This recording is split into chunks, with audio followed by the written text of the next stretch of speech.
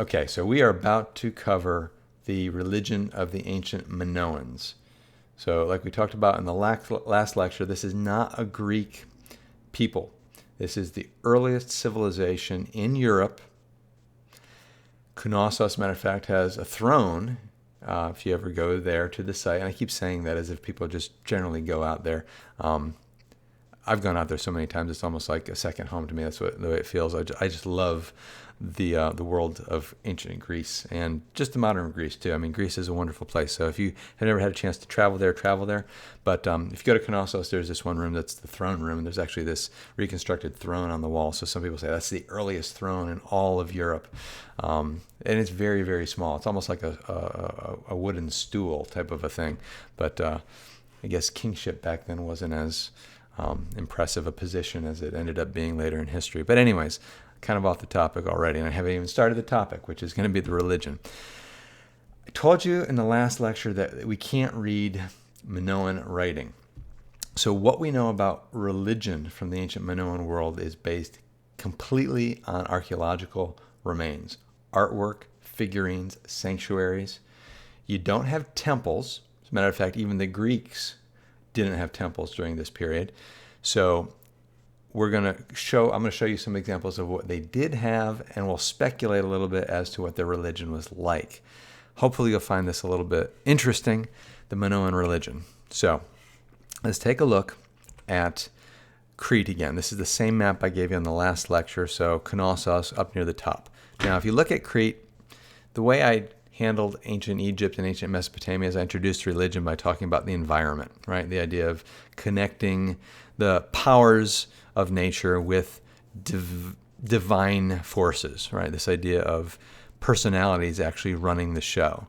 So in Mesopotamia, right, it tends to be a harsh environment. The rivers flood, a little bit dangerous. You end up ascribing those devastations to the will of the gods, and the gods end up taking on that kind of personality where they're kind of these dangerous forces that can wipe you out. Whereas in Egypt, if you remember, it's a little bit more benign, and you have a much more optimistic view of the gods, positive view, benevolent gods, stuff like that.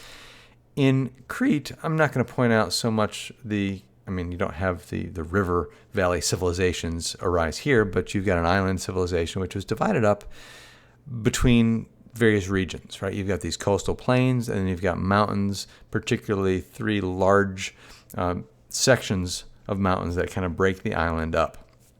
Now, having mountains is also going to be interesting because in Mesopotamia and in Egypt, they didn't have mountains. And if you remember, when it comes to religious architecture, particularly in Mesopotamia, you have these ziggurats, right? You've got these man-made mountains where you put the temple up top because the idea is, again, the gods are up above looking down on us.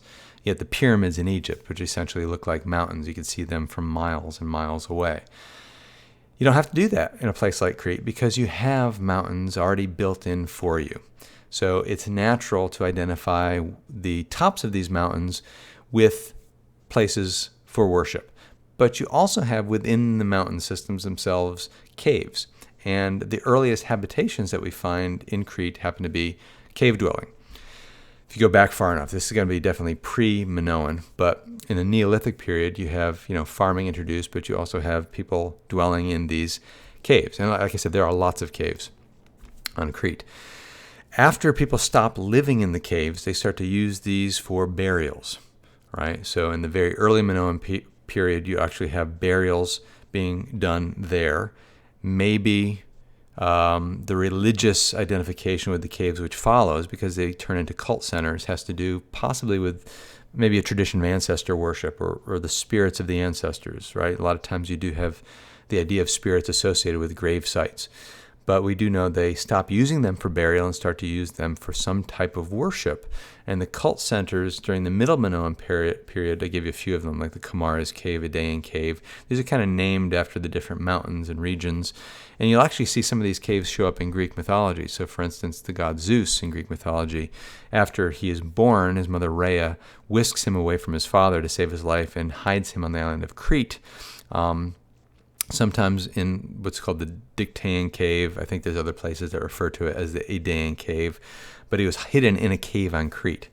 And that may be a mythological remembrance of the earlier Minoan civilization, right? Maybe even the Greeks themselves recognized that there was an earlier civilization on that island prior to a Greek civilization on the mainland, because it basically becomes the birthplace, in quotes, of their main god, Zeus.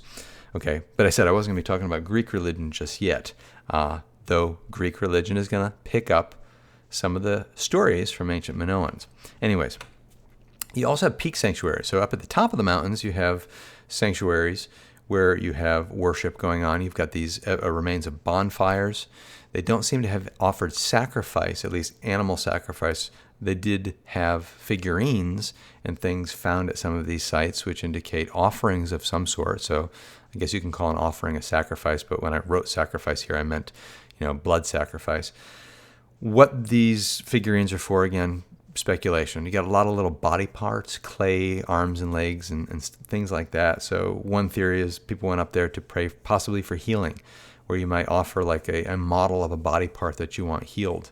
I've got a bad sprained ankle, so I'm going to offer you a little model of my foot or something like that. So anyways, that's the peak sanctuary. So you got the ones in the caves, you got the ones up at the top. So you've got those that are associated with the underworld, and you've got those associated with the upper world. Very common places where gods are usually assumed to dwell. We'll see this in later Greek mythology. Then you've got the ones that are in the cities, right, in the palaces. Those would be the domestic places. You've got public ones where anybody can go to, and then you've got the ones that are in the palaces, which would be kind of reserved for people who have access to the palace. And then you've got those that show up in private homes. And there are three different architectural styles or shrines: bench sanctuaries, lustral basins, and pillar crypts. The one that I've shown you on the screen there is a bench sanctuary from Knossos. This is known as a shrine of the double axes. And you can see in here some interesting little designs. I don't know if you could see these things that kind of look like a horseshoe or horns. Pay attention to that for a second. I'm going to show you some more of those on another slide. They seem to be religious in nature, though it's really, again, hard to tell. They're definitely a feature in the architecture, but I'll talk about them in a second. So, you get worship in various places in Crete. The artifacts found: pottery with figurines, like I just mentioned at the peak sanctuaries, but you also have bronze weapons offered in certain places: swords, daggers, axes, most important. And I'm talking what we call a double axe. I'll show you some examples of that in just a second. Bones do show up, particularly in the caves, so we do know that they did animal sacrifice: oxen, deer, goats, things like that. And they also worshipped natural objects like stalagmites. So actually, here are some examples of the double axe.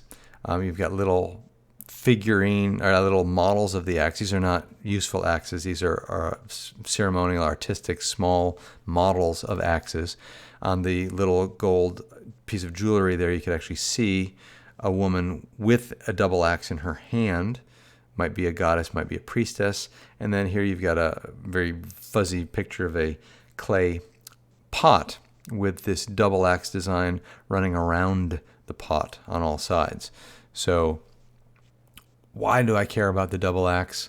Well, if you know anything about mythology of the later Greeks, I mentioned what we know about Minoan world kind of comes to us in a shadowy form from Greek mythology. So the city of Knossos not only was ruled by a guy by the name of Minos, according to mythology, it was also the place where you had the famous beast known as the Minotaur. Now the Minotaur, hopefully you guys have heard of that, half bull, half man, his head of a bull, body of a man. And he was so terrifying that the king Minos had this maze built to imprison him. And then he would offer people as sacrifices to the Minotaur. So you have this idea of human sacrifice to this beast in this maze that's referred to as the Labyrinth. Now, the excavation by Evans at Knossos, I showed you some pictures of the city, or the palace rather, in the last lecture. And I probably should have pointed out not only that there are lots of rooms and it was, incredibly complicated architecture. I should have pointed out that it is in a certain way very maze-like. There's never been found an actual underground labyrinth the way the myths talk about, but they did find a palace so complicated it could easily have given rise to a later tradition that there was a maze at Knossos. Okay? Now the thing that is interesting is, I believe it's Plutarch, tells us that there was a Carian word, labris, that referred to a double axe. Now, historians and archaeologists pick up on this when they excavated and start to find all these remains of double axe in the artwork and so on. And they were wondering maybe that the word labyrinth originally meant something like house of the double axe. And of course, by the time the Greeks are writing these myths, that's long forgotten. Okay, so that may be the origin of this famous story of the labyrinth. So they definitely had an emphasis on the act, possibly a religious tool, maybe even used for sacrifice. Actual ones, not these little artificial ones.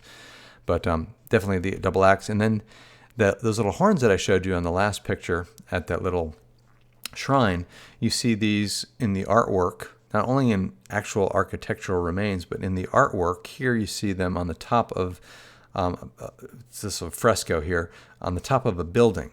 Okay, as a matter of fact, you can even see this long column with a double axe on top of it next to it. It's hard to make out what you're looking at if you're not familiar with Minoan art. But those horseshoe-like things, which apparently are horns, they're called at least horns of consecration. You see them on altars, you see them on buildings in the artwork, you see them in the wreckage. I think even in the last presentation when I showed you the remains of Akrotiri, you could find these horns of consecration in spots in the ruins of Akrotiri. So what's the significance? We don't know. Does it refer to something like the bull? Possibly, because we have an emphasis on certain animals that show up over and over again in Minoan art. So birds would be one very commonly found. So here's a piece of jewelry where you get these two birds, which happen to be sitting on top of these horns of consecration, on the top of what seems to be a building of some sort. Okay. Now, birds generally represent, and again, this is mythological speculation, some kind of manifestation of the divine. A lot of times in mythology, you're going to see birds have special knowledge, obviously a connection with the upper world. So birds are connected with the gods up above us. So maybe they're viewed as manifestations of gods. Bulls, that's the most interesting one. I already talked about this story of the labyrinth, the story of the Minotaur, half bull, half man. Well, when we get to excavating Crete, you find figurines of bulls, jewelry inscribed with bulls, frescoes with bulls, and in particular, bull leaping, which seems to be some type of ritual, possibly, it's described as some kind of ancient bullfighting, whether it was just a sport or most likely a religious activity. The famous bull leaping fresco, which I'm showing you there in the corner, you've got this acrobat doing a somersault over the back of a bull, possibly being spotted by these guys with him. Same thing in the jewelry, same thing in this little figurine. So apparently there was something going on at Knossos and other places that involved people getting into an arena with a bull. Now, again, if you look at the remains of Knossos Palace, the central courtyard is large enough to hold some kind of activity like this, and the speculation has been that this bull leaping event would have taken place right there in the center of the palace itself. Again, we really don't know. But the bull seems to be, again, a religious symbol, probably one of the most valuable types of sacrifices you could offer. Bulls are, expensive, and probably led to these later stories about, there's a bull, right, in the middle of the labyrinth, so maybe bull leaping took place in the middle of the palace. So again, it's fun to do detective work based on mythology, but again, you don't know for sure what's going on because these are later stories passed down by oral tradition for centuries, and you know how stories change over time, right? Mythology is not something you can reliably reconstruct history from, but very often you do have some little elements of history that are interesting for the historian to then look at, okay? Then you also have snakes. Snakes are often associated with the underworld, just the way the birds are associated with the upper world, and we find lots of figurines containing an attachment to snakes. In particular, a goddess I'll show you on the next slide. Then you've got lions as well. So here is a picture that's very reminiscent of the gate at Mycenae that I showed you, the lion gate, where you have these two lions flanking a column. Here you've got two lions flanking what apparently is a goddess on top of a hill that's often referred to as the mistress of animals. Very similar to some of the artwork we see from Mesopotamia and the ancient Near East, where you see goddesses associated with lions. The goddess Cybele, who we'll see later on, is one of those.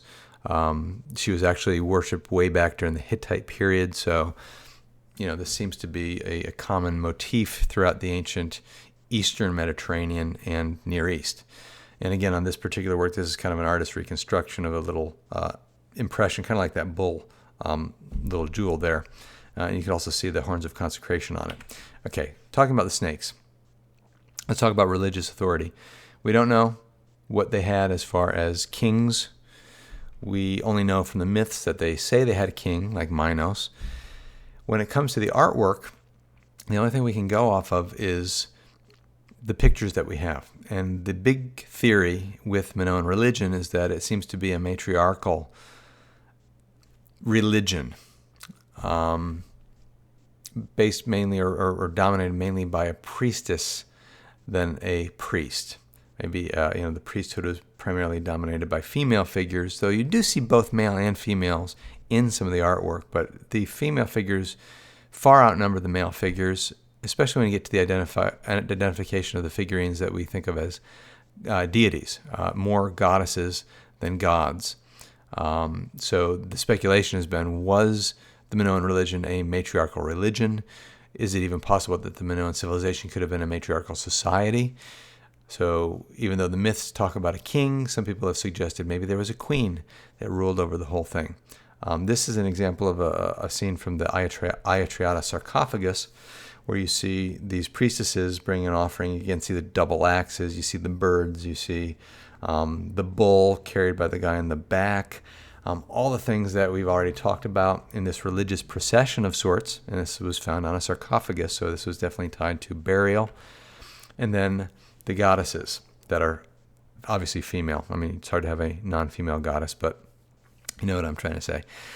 The famous snake goddess figurine, that's one of the things I think one of the groups is going to be doing their presentation on. Mother goddess figurines, particularly the snake goddess is the important one. I've given you a couple different examples of the snake goddess figurine, one where she's holding the snakes in her hands, a smaller one that it's actually not smaller. I'm pretty sure it's around the same size figurine. You can barely see it, but the snakes are coiled around her arms and around her body. So this identification with the goddess and the snakes, it goes all the way back to, stories like I believe we talked about with like the Enuma Elish, right? The stories of ancient Babylon, where you've got this apparent serpent goddess, mother goddess figurine, Tiamat, right? It's kind of characterized as a dragon of chaos, and the early mother goddess. So mother goddesses and snakes very often associated with one another. Sometimes the snake is the goddess, sometimes the goddess is part snake, sometimes the goddess is just associated with snakes, and snakes may also be identified with masculine aspects. So the idea of fertility is what the mother goddess generally represents. Here, you can see the exposed breasts, which may have some kind of indication of this idea of being a nurturing mother figure, though it's hard to say whether this is unique to the fertility figures or if this was a style of dress, because there's been some reconstructed paintings which seems to show regular Minoan women wearing clothes like this. But mother goddess is generally a fertility figure, and the snake would be identified with the earth, right? So this idea of the snake and the mother goddess kind of in union could be this sexual imagery of kind of the male and female union that produces life. Anyways, there are other figurines that are goddess figurines, like the bell-shaped figurines in the other picture. Here you see birds often on the headpiece, but very clearly female based on the chest. Not that you can really tell from anything else in these figurines. Goddesses of vegetation, and so on. Again, male figures identified as divinity, very rare, which is why these theories come about, matriarchal society. Now, there are problems assuming that the society was matriarchal in general, and even matriarchal in religion alone. And the problem comes when we look at what's going on in the mainland. So let me go to the Mycenaean art that we have. The early Mycenaean art itself primarily has figurines of the female type.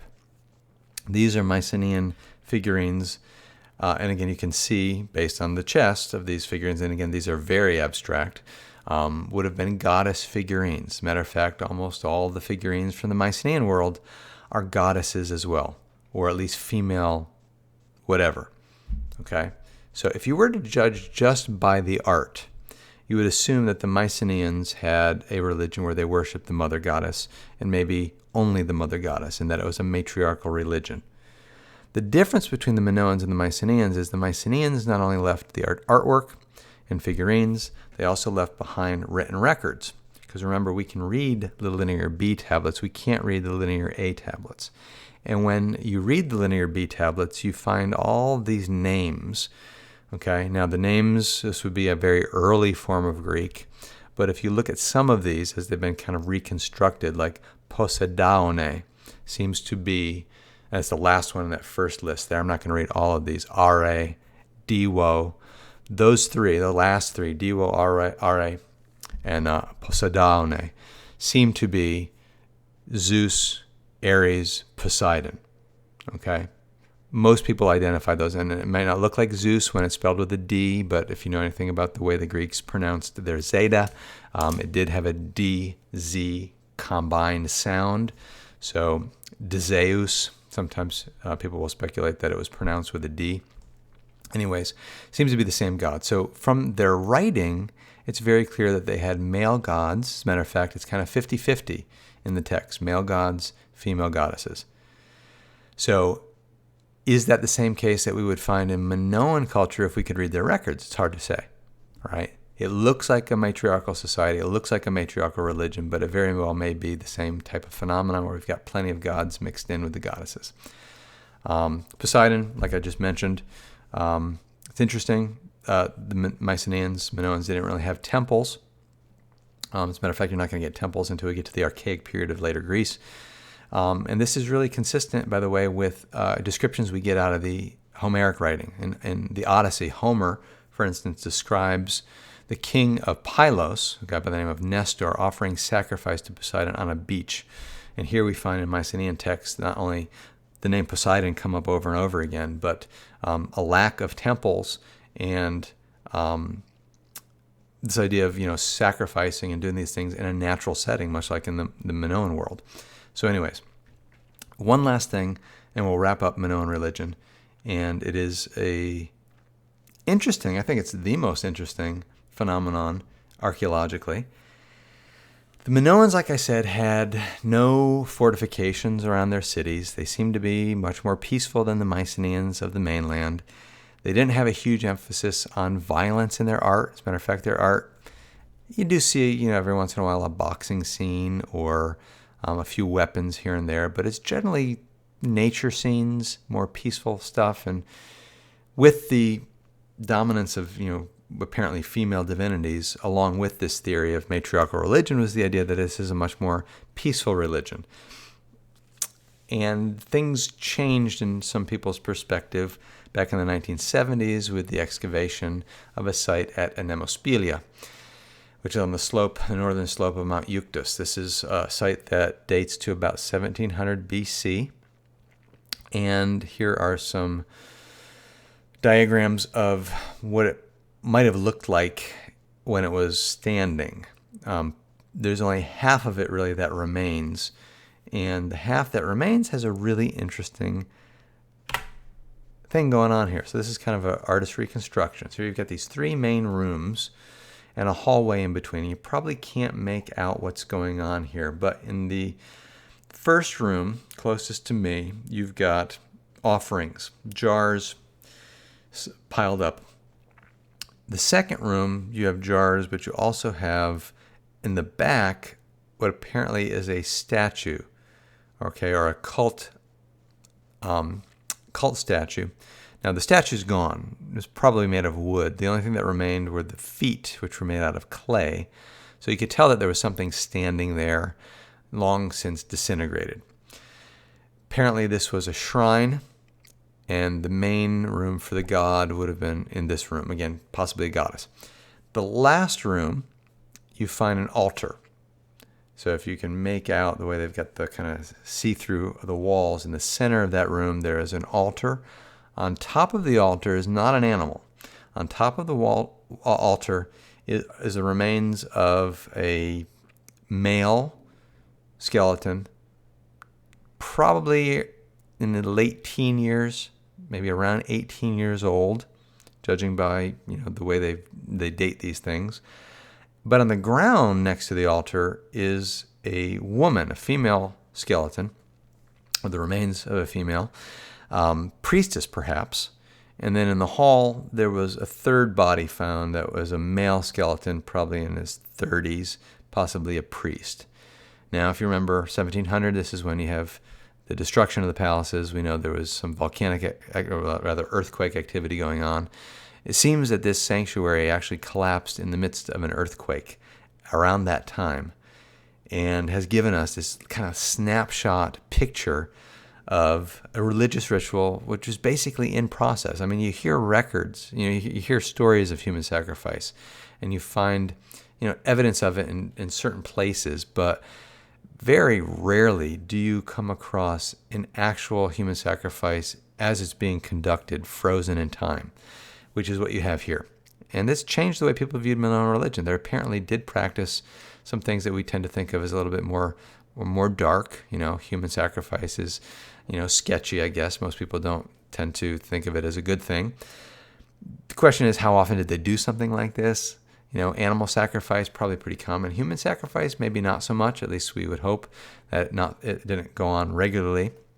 It's possible that, during times when you have earthquake activity, it's not usually just one major earthquake. A lot of times there are, earthquakes, smaller earthquakes leading up to some kind of major earthquake. And it's possible that during times of panic, and you would interpret earthquakes, by the way, as some kind of divine sign that the gods are upset about something, maybe you resort to more extreme measures to try to keep the gods happy. And human sacrifice might be a little bit more precious than an animal sacrifice, but apparently they did use human sacrifice on occasion. Okay, so that's everything that I wanted to cover as far as Minoan religion. It's a lot of speculation, a lot of guesswork, some really interesting artifacts. And the really interesting thing, I think, is, and this will be useful when you do your presentation, which we're about to get to, so it's a little too late, but the mythology that the Greeks have, the stories that the Greeks tell, how much of that material seems to reflect some hazy memory of some of the things going back centuries before. Okay, so that's Minoan religion. Mycenaean religion, I may have touched on it, like I gave you some of the names that you find in the Mycenaean tablets, but the reason I'm not covering Mycenaean religion is because these are Greek people. The names that we just looked at seem to be the same gods they worship later on.